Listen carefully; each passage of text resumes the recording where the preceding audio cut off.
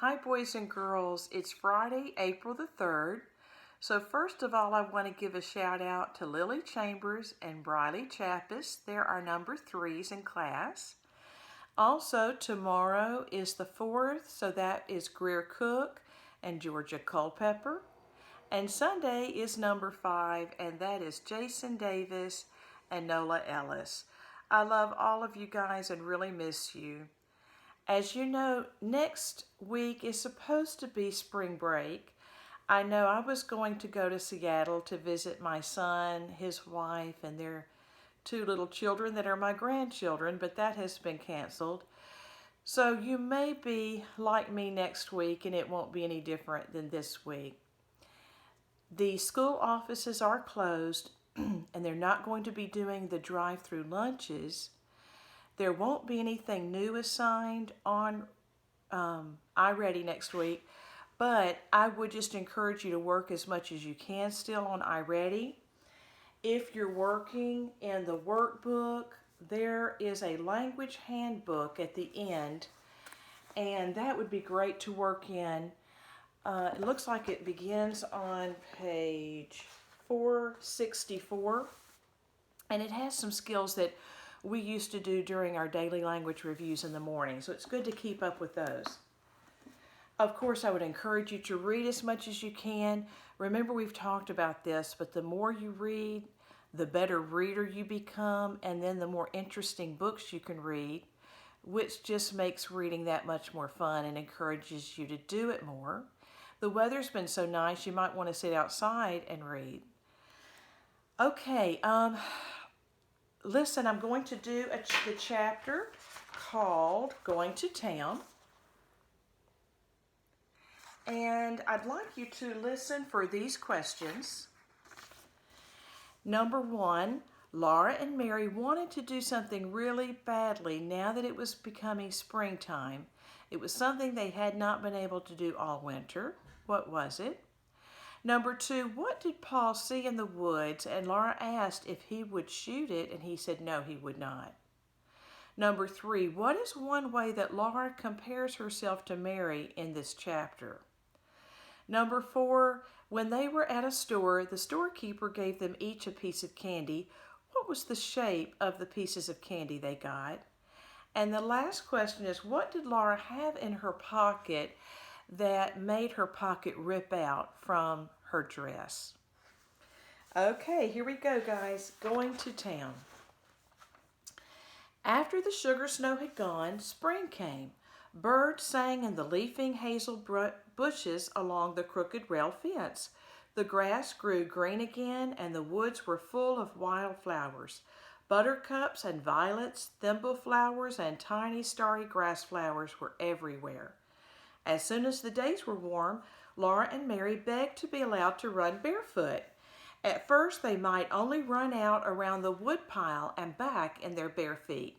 Next day, they could run farther, and soon their shoes were oiled and put away, and they ran barefoot all day long. Every night they had to wash their feet before they went to bed. Under the hems of their skirts, their ankles and their feet were as brown as their faces. They had playhouses under the 2 big oak trees in front of the house. Mary's playhouse was under Mary's tree, and Laura's playhouse was under Laura's tree. The soft grass made a green carpet for them. The green leaves were the roofs, and through them they could see bits of the blue sky. Paul made a swing of tough bark and hung it to a large, low branch of Laura's tree. It was her swing because it was in her tree, but she had to be unselfish and let Mary swing in it whenever she wanted to. Mary had a cracked saucer to play with, and Laura had a beautiful cup with only one big piece broken out of it. Charlotte and Nettie and the 2 little wooden men Paul had made lived in the playhouse with them. Remember that Charlotte and Nettie were their dolls. Every day they made fresh leaf hats for Charlotte and Nettie, and they made little leaf cups and saucers to set on their table. The table was a nice smooth rock.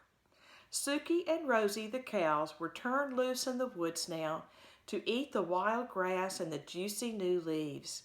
There were 2 little calves in the barnyard, and 7 little pigs with the mother hog in the pig pen. In the clearing he had made last year, Paul was plowing around the stumps and putting in his crops. One night he came in from work and said to Laura, "What do you think I saw today?" She couldn't guess. "Well," Paul said, "when I was working in the clearing this morning, I looked up and there at the edge of the wood stood a deer. She was a doe, a mother deer, and you'll never guess what was with her." "A baby deer," Laura and Mary guessed together, clasping their hands.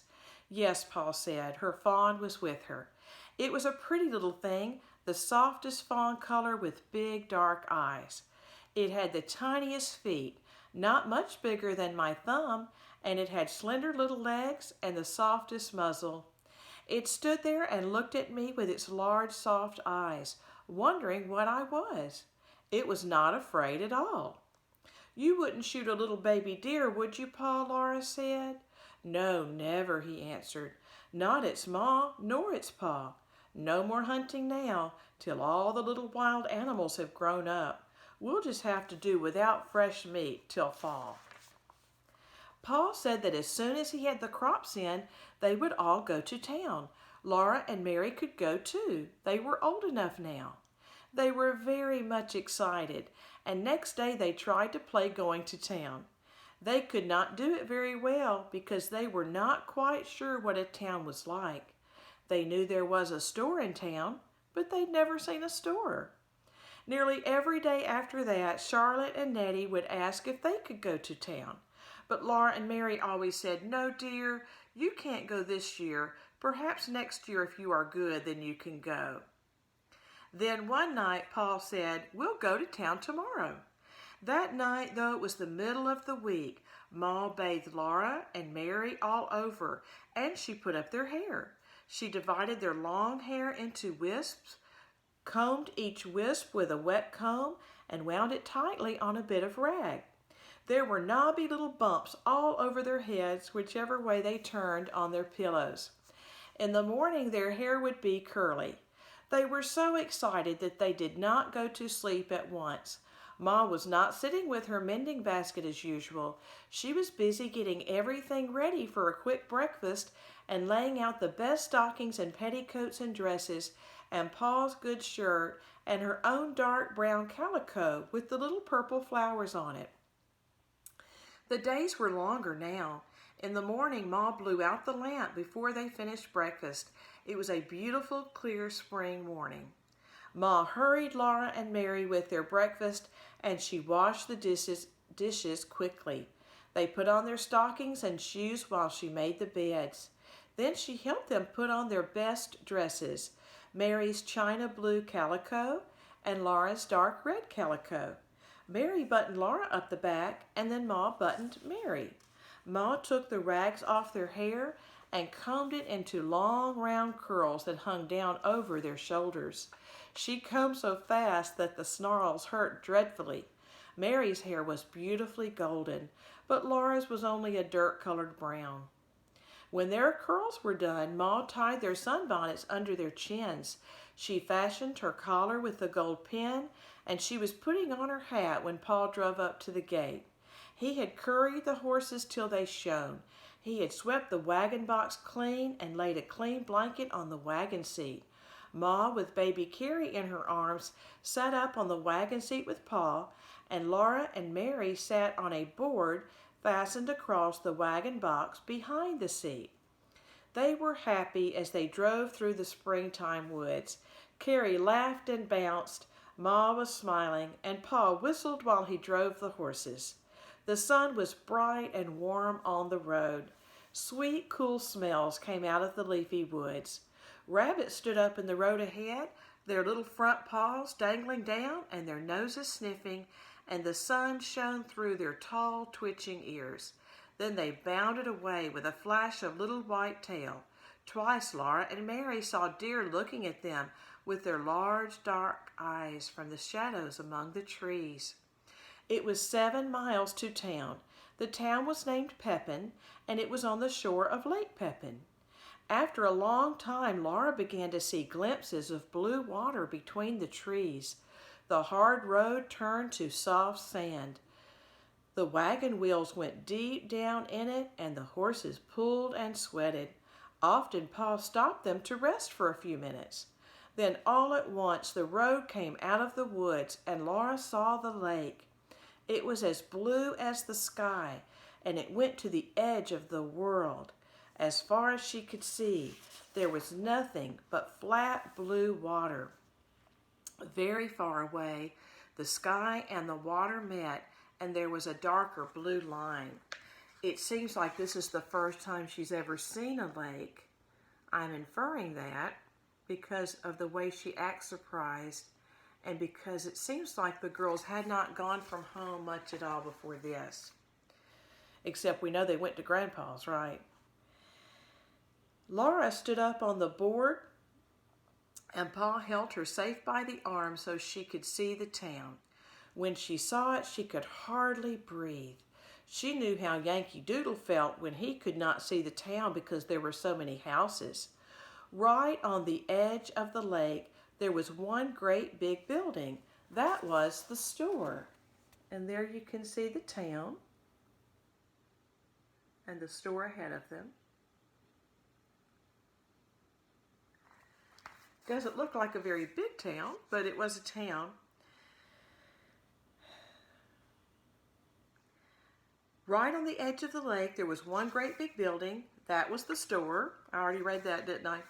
Pa told her it was not made of logs. It was made of wide gray boards running up and down. The sand spread all around it. Behind the store there was a clearing, larger than Pa's clearing in the woods at home. Standing among the stumps, there were more houses than Laura could count. They were not made of logs either. They were made of boards like the store. Laura had never imagined so many houses, and they were so close together. Of course, they were much smaller than the store. One of them was made of new boards that had not had time to get gray. It was the yellow color of newly cut wood. People were living in all these houses. Smoke rose up from their chimneys. Though it was not Monday, some woman had spread out a washing on the bushes and stumps by her house. Several girls and boys were playing in the sunshine in the open space between the store and the houses. They were jumping from one stump to the next stump and shouting. "Well, that's Pepin," Pa said. Laura just nodded her head. She looked and could not say a word. After a while she sat down again, and the horses went on. They left the wagon on the shore of the lake. Pa unhitched the horses and tied one to each side of the wagon box. Then he took Laura and Mary by the hand, and Ma came beside them carrying baby Carrie.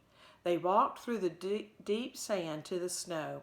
The warm sand came in over the tops of Laura's shoes. There was a wide platform in front of the store, and at one end of it, steps went up to it out of the sand. Laura's heart was beating so fast that she could hardly climb the steps. She was trembling all over. This was the store to which Pa came to trade his furs. When they went in, the storekeeper knew him. The storekeeper came out from behind the counter and spoke to him and to Ma, and then Laura and Mary had to show their manners. Mary said, "How do you do?" But Laura could not say anything. The storekeeper said to Pa and Ma, "That's a pretty little girl you've got there," and he admired Mary's golden curls. But he did not say anything about Laura or about her curls. They were ugly and brown. The store was full of things to look at. All along one side of it were shelves full of colored prints and calicos. There were beautiful pinks and blues and reds and browns and purples. On the floor along the sides of the plank counters, there were kegs of nails and kegs of round gray shot, and there were big wooden pails full of candy. There were sacks of salt and sacks of store sugar. In the middle of the store was a plow made of shiny wood with a glittering bright plowshare, and there were still axe heads and hammer heads and saws and all kinds of knives, hunting knives and skinning knives and butcher knives and jackknives. There were big boots and little boots, big shoes and little shoes. And here's a picture of the family being in the store.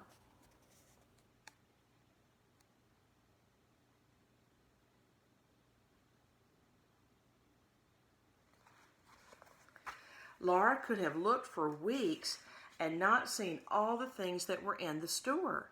She had not known there were so many things in the world.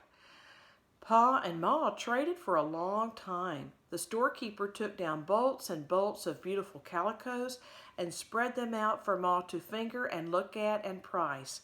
Laura and Mary looked but must not touch. Every new color and pattern was prettier than the last, and there were so many of them. Laura did not know how Ma could ever choose. Ma chose 2 patterns of calico to make shirts for Pa and a piece of brown denim to make him a jumper. Then she got some white cloth to make sheets and underwear. Pa got enough calico to make Ma a new apron. Ma said, "Oh no, Charles, I don't really need it." But Pa laughed and said she must pick it out or he would get her that turkey red piece with the big yellow pattern. Ma smiled and flushed pink, and she picked out a pattern of rosebuds and leaves on a soft fawn-colored ground. Then Pa got for himself a pair of galoshes and some tobacco to smoke in his pipe, and Ma got a pound of tea and a little paper package of store sugar to have in the house when company came. It was a pale brown sugar, not dark brown like the maple sugar Ma used for every day. When all the trading was done, the storekeeper gave Mary and Laura each a piece of candy. They were so astonished and so pleased that they just stood looking at their candies. Then Mary remembered and said, "Thank you." Laura could not speak. Everybody was waiting, and she could not make a sound. Ma had to ask her, "What do you say, Laura?" Then Laura opened her mouth and gulped and whispered, "Thank you." After that, they went out of the store. Both pieces of candy were white and flat and thin and heart-shaped. There was printing on them in red letters. Ma read it for them. Mary said, "Roses are red, violets are blue, sugar is sweet, and so are you." Laura said only "sweets to the sweet." The pieces of candy were exactly the same size. Laura's printing was larger than Mary's. They all went back through the sand to the wagon on the lake shore. Pa fed the horses on the bottom of the wagon box, some oats he had brought for their dinner. Ma opened the picnic box.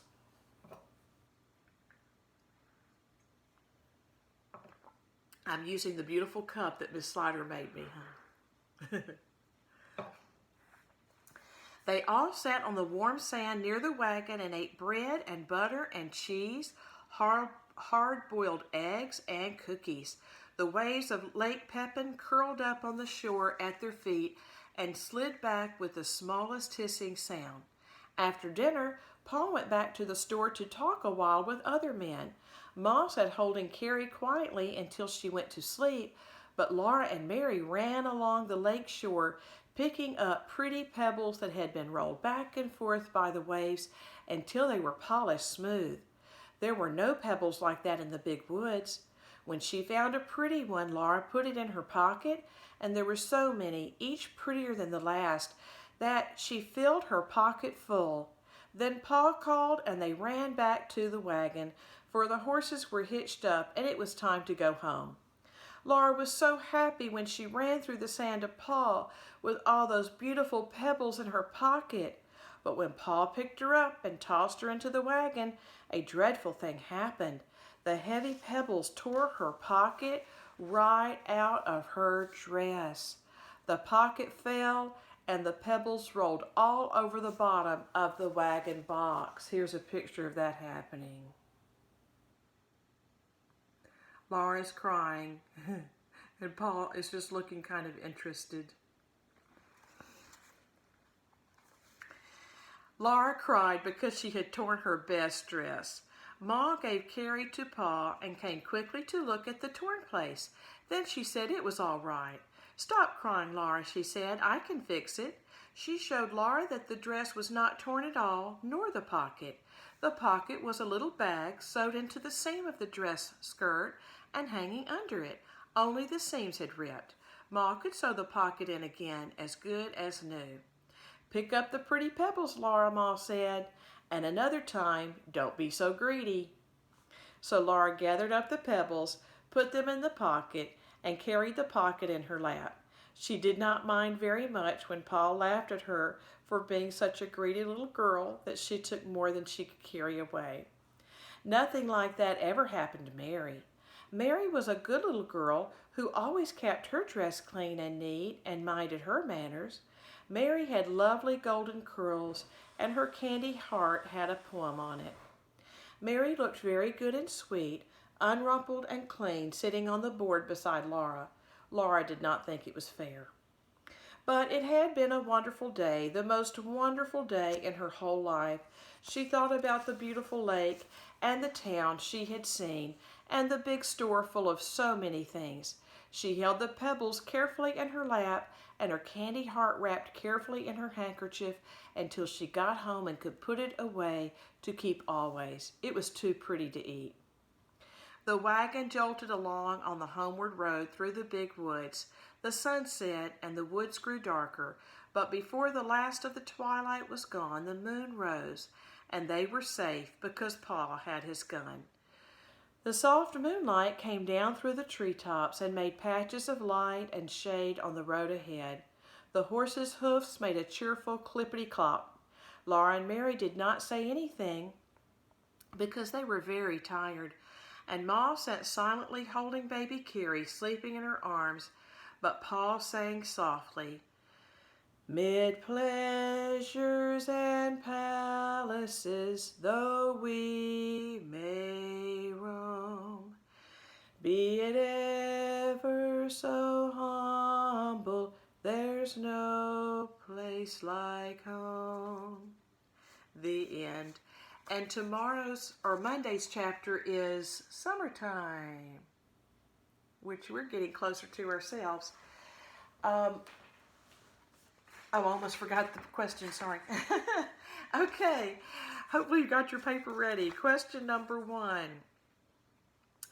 Laura and Mary wanted to do something really badly that they hadn't been able to do all winter. What was it?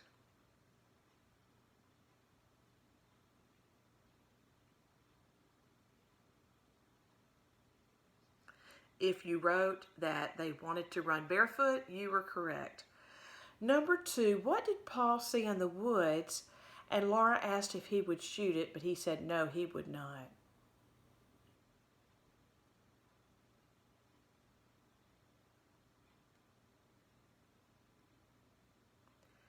If you said a fawn or a baby deer, you're correct. Number 3, what is one way that Laura compared herself with Mary?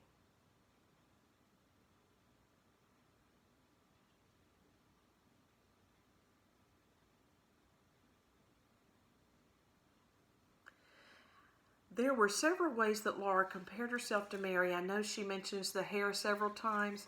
She thought Mary's hair was beautiful and golden and that her own hair was just dirt brown, she says. Also, she looks at Mary in the wagon after she has torn her own dress, and she thinks it's not fair that Mary looks so clean and ladylike and doesn't get into as much trouble. So if you said anything like that, that's fine. Number 4, what was the shape of their pieces of candy that the store owner gave them?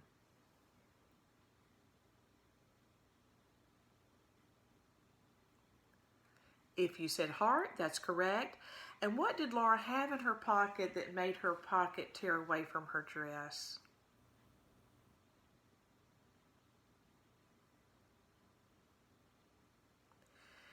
If you said pebbles or rocks, that either one is fine. I hope you enjoyed that chapter, and we will do one on Monday. Also, guys, on Monday, I will let you know everybody that made a 100 this week in iReady, and I will let you know, the top 10 people that spent the most time with iReady. I have not been able to check the writings on Mayan yet, but I'm going to do that today, and I'll write you some notes back about your writings. If you can't get on Mayan at home, you can just write it down on a piece of paper and take a picture of it. I'd love to see it. You guys have a great weekend. Bye-bye.